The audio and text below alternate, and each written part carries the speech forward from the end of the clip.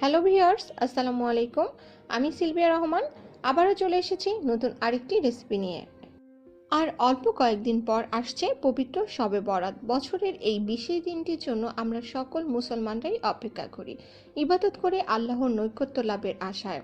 আর সেই সঙ্গে অপেক্ষা করি মজার মজার হালুয়া রুটি খাওয়ার। অনেকের মতো আমিও মনে করি হালুয়া রুটি মানে শবে বরাত, তবে এক হালুয়াই তৈরি করা যায় ভিন্ন ভিন্ন উপকরণ দিয়ে। খুব সহজ আর মজার কয়েকটা রেসিপির মধ্যে সুজির হালুয়া অন্যতম। মাত্র কয়েক মিনিটে অল্প কিছু উপকরণ দিয়ে বাসায় বানিয়ে নিতে পারেন এই হালুয়া। আসছে শবে বরাতে একবার ট্রাই করে দেখতে পারেন সুজির হালুয়া। আশা করি সুজির হালুয়া ইজি রেসিপিটি আপনাদের ভালো লাগবে। তাহলে রেসিপিটি দেখে নেওয়া যাক। প্রথমেই চুলার উপর বসিয়ে দিলাম একটি ফ্রাই প্যান আর তাতে দিলাম 2 টেবিল চামচ ঘি।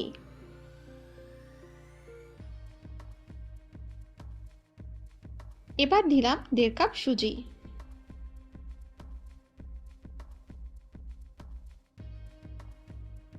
এবার ঘি ও সুজি ভালো করে মিশিয়ে নিয়ে ভেজে নিলাম। এই সময় অবশ্যই চুলার আঁচ লো হিটে রেখে ভাজবেন, তা না হলে সুজি পুড়ে যেতে পারে।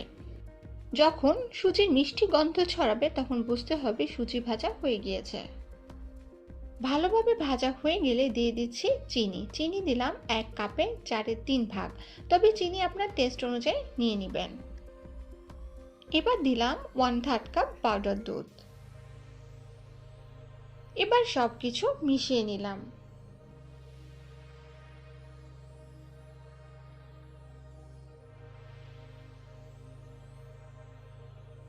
এবার দিলাম 3 কাপ পানি।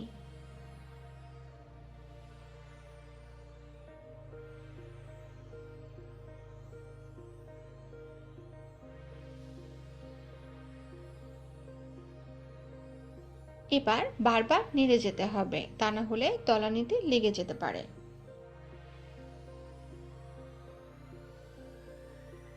এবার দিলাম সামান্য লবণ, তাতে করে স্বাদ খুলবে। তবে যারা মিষ্টি জাতীয় খাবারে লবণ পছন্দ করেন না তারা স্কিপ করতে পারেন। আর দিলাম 1/2 চা চামচ এলাচ গুঁড়া।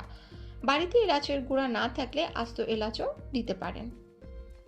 এই পর্যায়ে আরও দিলাম 1 টেবিল চামচ ঘি।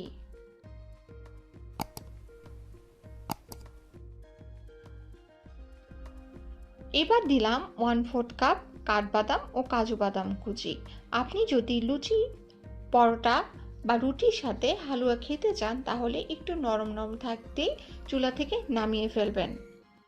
আমি যেহেতু সুজির হালুয়াকে বরফি করব, তাই আরও কিছুক্ষণ চুলার উপর রেখে জাল দিব।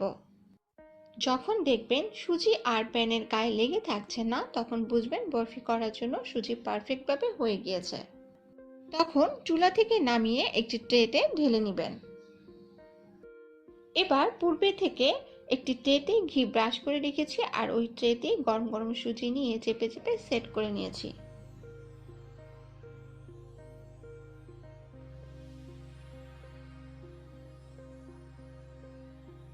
এখন একটি চাকুর সাহায্যে বরফি করে কেটে নিচ্ছি। আপনি আপনার পছন্দ মতো সাইজ করে কেটে নেবেন।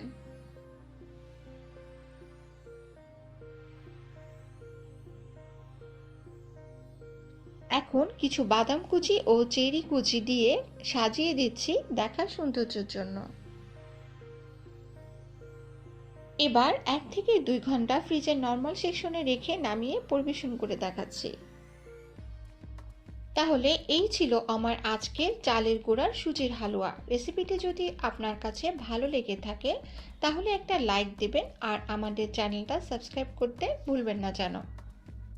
আর কমেন্টে আপনার মন্তব্য বা পরামর্শ জানাতে পারেন। সেই সঙ্গে আপনার যদি কোনো প্রশ্ন থেকে থাকে তাও জানাতে পারেন, আমি যথাসাধ্য উত্তর দেবার চেষ্টা করব। যারা অলরেডি আমার চ্যানেলটাকে সাবস্ক্রাইব করেছেন আপনাদের অসংখ্য ধন্যবাদ।